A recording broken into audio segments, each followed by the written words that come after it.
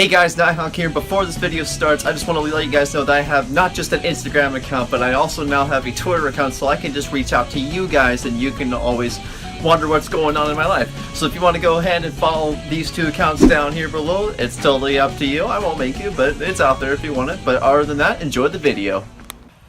Where are you going, Dad? Oh my god!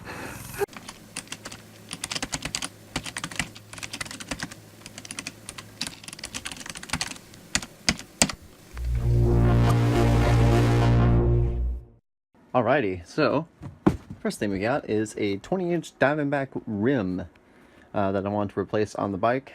So yeah, let's go ahead and open it up. Alright, so here's the wheel. This is a Diamondback 20-inch front wheel rim with a 3/8 axle and a, what do we got here? What does it say down there? A 48-inch elk steel and flange, 100 mil with 3/8 axle, yeah. And 14-gram black spokes. I did not realize the spokes were going to be black, but that makes aesthetics a lot easier. This feels really nice, so it's going to look really good with the tire that I also bought with this too. Just a simple bell tire, just BMX freestyle tire to make it look really nice on the trike. So yeah. So here's what we got. We have this our current 20-inch wheel trike front tire. And the reason I want to change this out is because this came off of an old bike. As you can clearly see here, the rims are starting to rust. I'm not sure if the spokes are starting to rust yet, but you do not want your spokes to rust.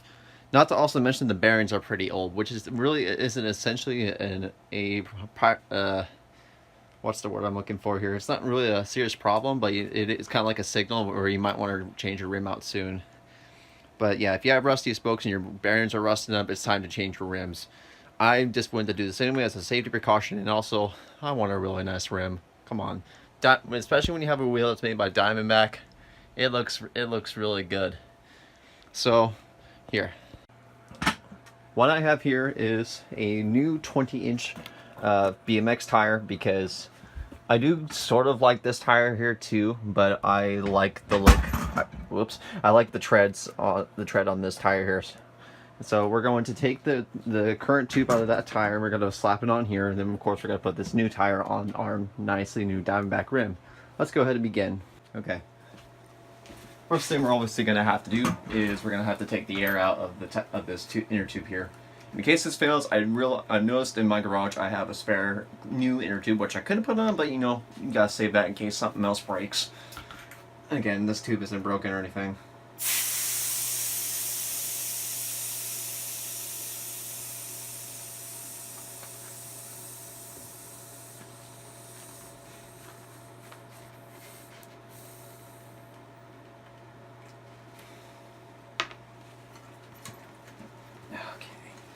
Of course, it's kind of just a matter of,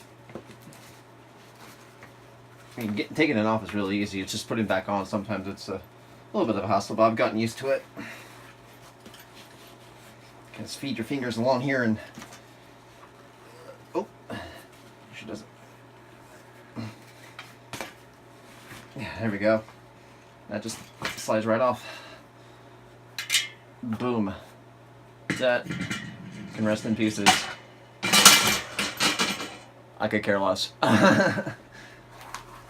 This tire is still actually pretty good. We could just keep this tire, kind of as a spare to leave around here.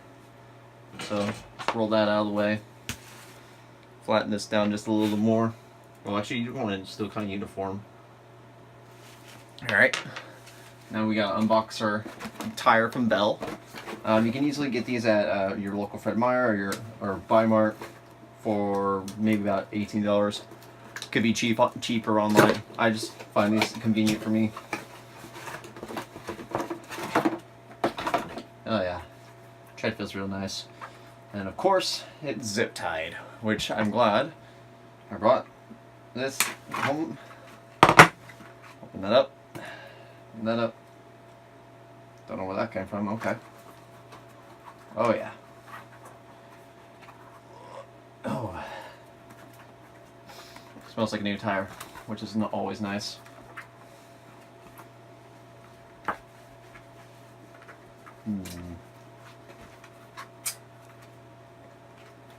Oh, here we go. There we go. Just gotta bend it out. There we go. Hopefully it should go on just like that. So I'm gonna go ahead and take care of this and I'll be back. Good news. New tire, new rim are installed and put the new tube. This looks sick. This is the look I was looking for. Got the really nice bell tread. We got the really nice rim. This looks really awesome. Let's see if we go install this rim now. One thing that I should mention though with this new tire is the old tire had a slightly bigger axle where you need to use a 5/8 crescent wrench. This one you need to use a 9/16 crescent wrench to help fix this problem. No, I've got these little I don't know what you call these, but they hook on right there onto the fork, which will reduce the size of the hole you need to mount this on. So let's go ahead and bolt this on now. Small correction to myself. These are actually 15mm bolts. So translate that 9 is her. Well, I think it would fit a 5/8 as well, but it's also a 15mm. Let me go ahead and grab a 5/8 really quick. Most bike parts are use metric hardware. Yeah, it's 5/8, which actually I did not know. I thought this was going to be 9/16, but that's way better though, because I had to take off. The old wheel I had to take off was I had to use a 5/8 wrench normally. So 5/8, 15mm, 15mm fits more snug onto the bolt. And as you can see, they came with these little weird washers here. I'm not sure what I need to do with them, but I kind of just stuck them on like that just to make it all nice and tight, and floats or runs really nicely. It's nice and quiet. So yeah, that's that. I'm gonna put some air in it in a minute. But the other thing I want to do is replace the brakes, because of course, I mean, those came off the original. They came on the original bike. I've never replaced them yet. So we got these brake pads here to replace, and then we may need to adjust the brake. We don't know. But after that, I'm gonna pump it up and yeah, just go from there. Okay, I went ahead and put I pumped some air in it and then readjusted the brakes because they were a little bit loose, but now that's really nice. And there's a little bit of rubbing, but stops it. So now let's go for another quick test drive in the alleyway and just see how it handles.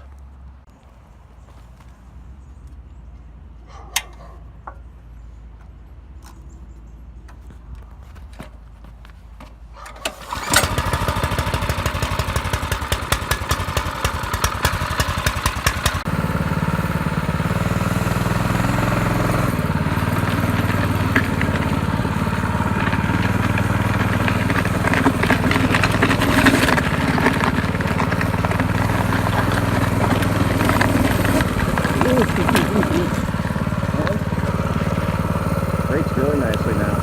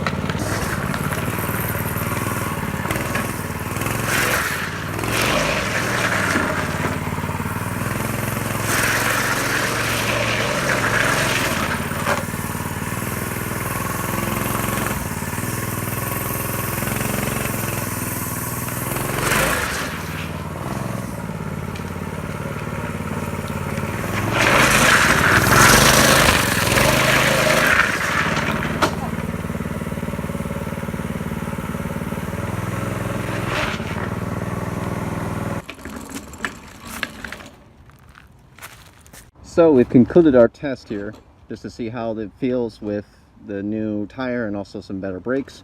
And as we can see here, as I'm rolling along heading toward the fence, it stops a little bit better.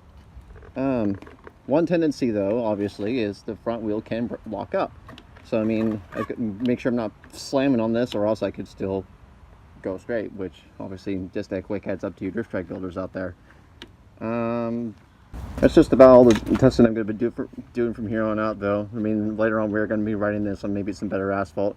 On gravel here and like just mixed rocky roads, it is just nasty. Because when you don't have any suspension on a trike, you feel everything, and the ride is really violent. But this thing rides really nicely. I'll give it that. So I'm just gonna park it in the garage and just go from there, I guess, really. Yeah. Still worth it, I think. Still worth the builds.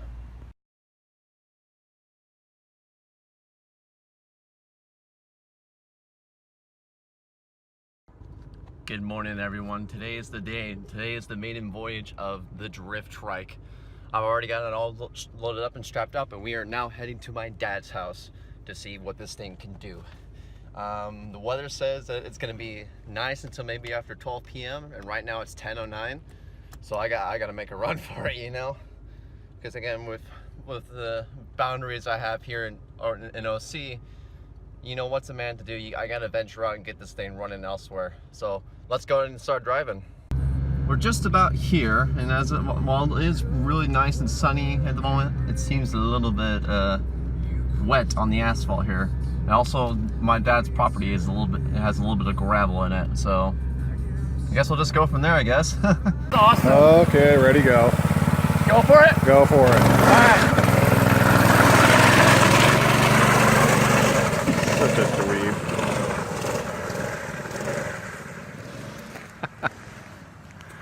He's gonna tear up my driveway. Uh-huh.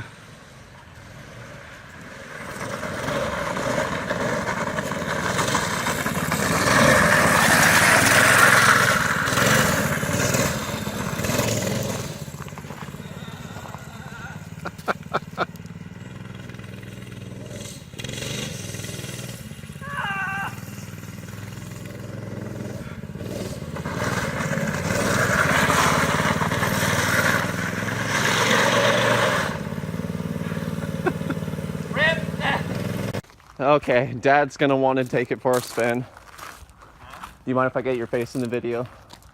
If I post it to YouTube? I want it pixelated. You want it pixelated? Okay. So yeah, I've already went on it and it's fast. And I might have torn up his gravel a little bit, but this is like the only day I get to do it. All right. So. Checking out my dog, man. Okay.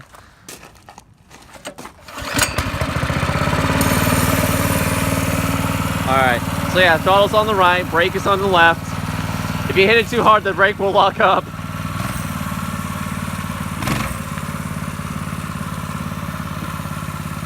Alright, here he goes.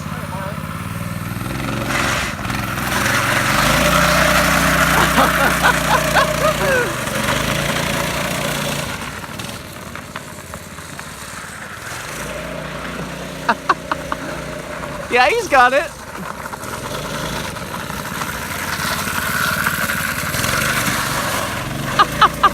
Oh my god!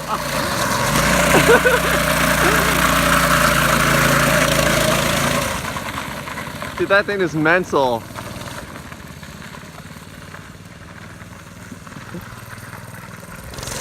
Oh no, there he goes! No! He's gone! Let's go get him, Marley, come on! Oh, he's all the way down at the end of the road already. Oh god. Here it comes. Go get him, Marley! Ah!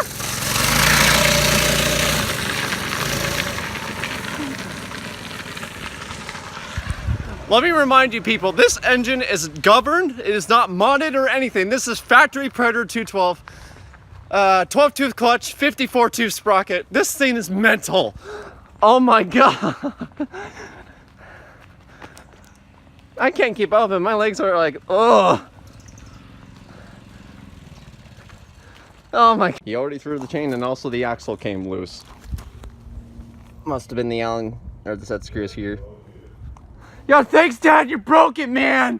So we got the chain back on and we got it fixed. And I'm about to do a top speed run here and see how fast this thing is on asphalt.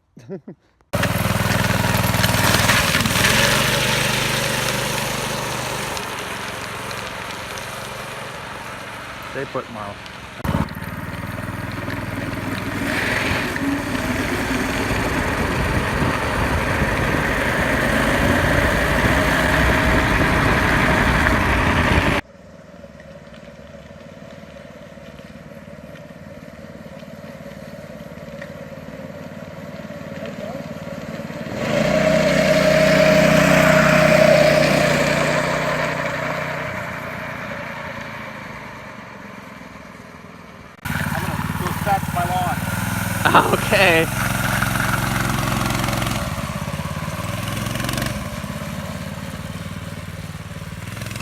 So now I guess we're trying out the yard. Asphalt was great, but I mean gravel and grass is a little bumpy. And he's around the corner already. Where are you going, Dad? Oh my God! The yard! The yard! Oh my God! Oh, you're getting crap on my tires. What? You got dirt and stuff on my tires, man.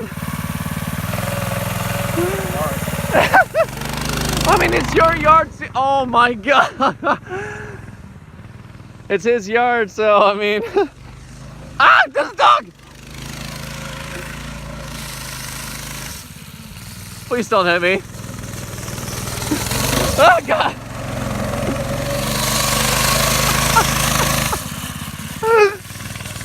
Marley's is like, oh no, oh my God.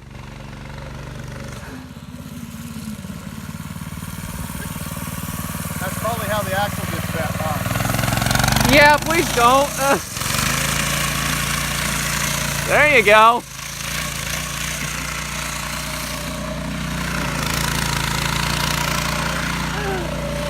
Oh, the Predator's getting dirty.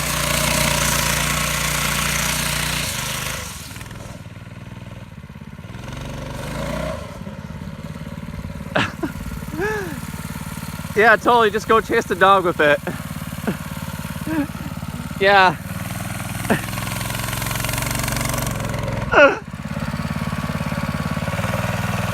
You did that, Dad. Okay, so just to give a quick recap on what happened, I apologize for the lack of footage because it's just a lot to take in. The trike is mental, okay?